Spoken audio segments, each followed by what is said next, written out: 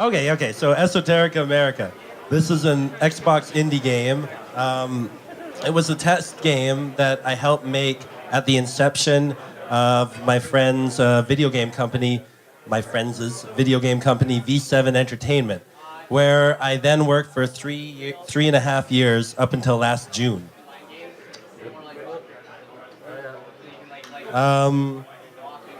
We made it for a test run of the Xbox Live process to see how it worked with Indie, because our main project was to be for Xbox Live Arcade. We began producing it in my friend Elmar's garage before winning a competition to move into a generator at the QLT building, where the company is still today. I'm going to give a quick overview. We got some modes of recognition here. Esoteric symbols. So this is the team. We had Elmar de la Cruz as the writer and spiritual project lead, Mike Torillo as the producer, project manager, scripter, emergency game designer, Karthik Venkateshan as the programmer, Kenny Zhang on 3D assets and bug crunching, and me as the initial game designer and the art director, 2D assets, effects, and cinematics. Great. A few stats on it. It took like 4 months to produce. We made a few $100 revenue.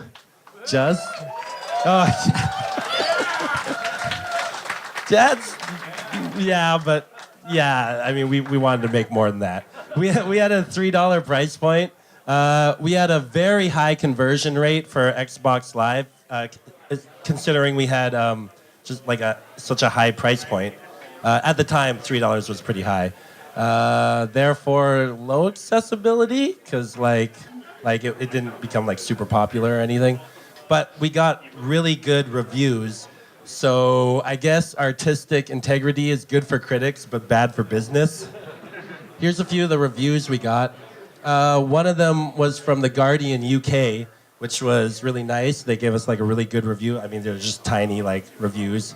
But we got it was pretty divisive for some points. Like we got some really bad reviews, but like just very few, and most of them were like overwhelmingly positive. Like we got really, really positive reviews. And this one guy said, a really good one, if Katamari Damacy shot up Drano while Deadly Premonition slipped a hand under its skirt, you still wouldn't get half the effed up that Esoterica America delivers in the first 2 minutes of play. Yeah. That's something. Whoa. Okay, so play the video, please. Oh, here's the trailer. As we flow in life, death, and rebirth, invisible but intelligent influences are the forces guiding and shaping our development as individuals and races. Life is about relationships and connections. The only certain thing in life is death. The initiation and all the rites of passage need to have a psychological significance in order for the initiated to know it's real. This is the process and reintegration of all matter in life, as above, so below. There are influences that rule all of us, and they come to us in the form of vibration. A celestial soul in an earthly effigy is what we are. To purify itself in sorrow, to perfect itself through ordeal. Life is the smile of nature. Death is what one must learn to conquer.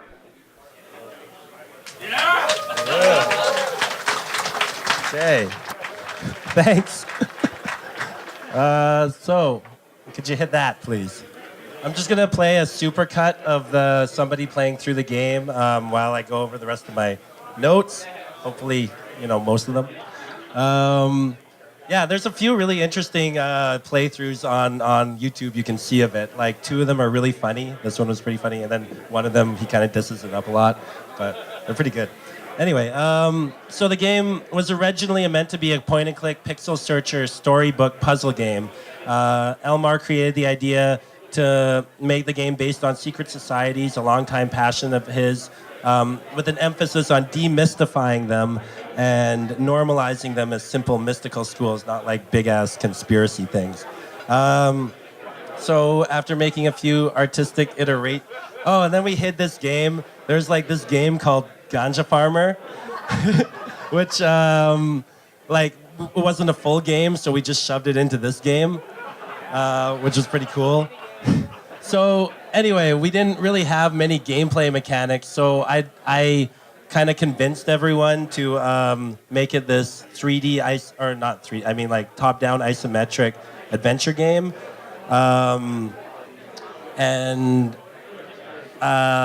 Okay, wait, where was I? Okay, so after this decision was reached, it allowed us to implement other cool ancillary game features such as the spirit realm, versions of each level to allow us to double up on exploration, the meditation mechanic, which you saw earlier, which included some thematically relevant action and progression, the notebook feature, which related to puzzles to drive home thematically related knowledge about esoteric stuff. Anyway, it was cool. I mean, and that made the game pretty I think that's what made for the good critical reception. Having it be such a robust game with so many different modes of play and full-on exploration. But in hindsight, if we had just kept it as a kind of a 2D storybook game, like point and click, it would have cut down production time by half. And so that was actually probably the single biggest mistake I made in the game, convincing everybody to do that.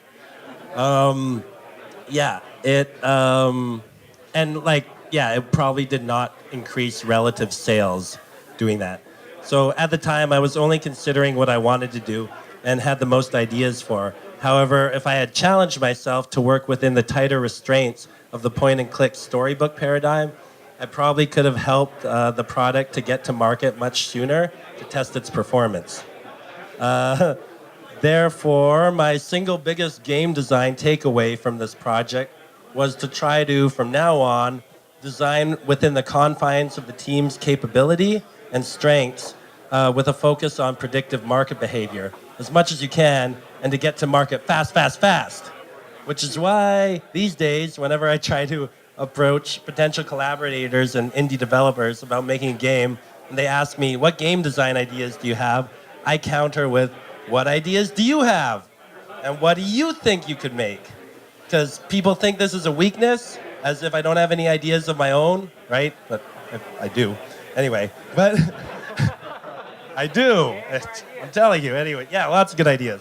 Anyway, but I consider it a strength towards being as open as I possibly can to genuine collaboration and skill set cross-pollination. Because, once I hear skill set ideas and passions of my would-be collaborator, I begin to think around these and how I can augment these with my own skill sets and evolve my own ideas in and around these conditions. I think it's important to be open and encourage all your teammates to leverage their strengths, to get to the market as fast as you can. And as they say, fail fast, except don't fail. It's not a failure if you get to market fast and you get something out there and you see what you can do and you just leverage everybody together as much as you can. Yeah. I made a lot of games with meditating in them for a while. I don't know why. Huh? Oh, because it's, Washington, D.C. It's, they have that, when you see on the map, there's this kind of weird triangle. There's all this esoteric stuff. Like if you look on the Washington map, there's a triangle around the District of Columbia. And, there's all this esoteric stuff worked into all of the American, the American dollar. You can see this owl on it and stuff. And, they have the Annuit Coeptus, the Eye of Providence on the $1 bill, and those Latin phrases that mean all that stuff. So, yeah. Yeah, there's a lot of esoteric symbolism around Washington, D.C. apparently. This is the end of the game. We couldn't finish the game. Like we got basically through like I think a third of Elmar's script before we're like, okay, we have to finish this game now. And yeah, so dude's like going home like after the third lesson. He goes to the third lodge and gets the third lesson, and then he's going home, and then yeah, there's a suicide bomber on the bus, and he just like explodes, and then you don't really know what happened, and then he goes into this vision, and we have him, it to be continued. And so we like promised like all these questions and more will be answered in Esoterica America 2, which of course never happened. But hopefully one day, we actually made this a little while ago, right? Yeah. That's Esoterica America, everybody. I hope you were entertained.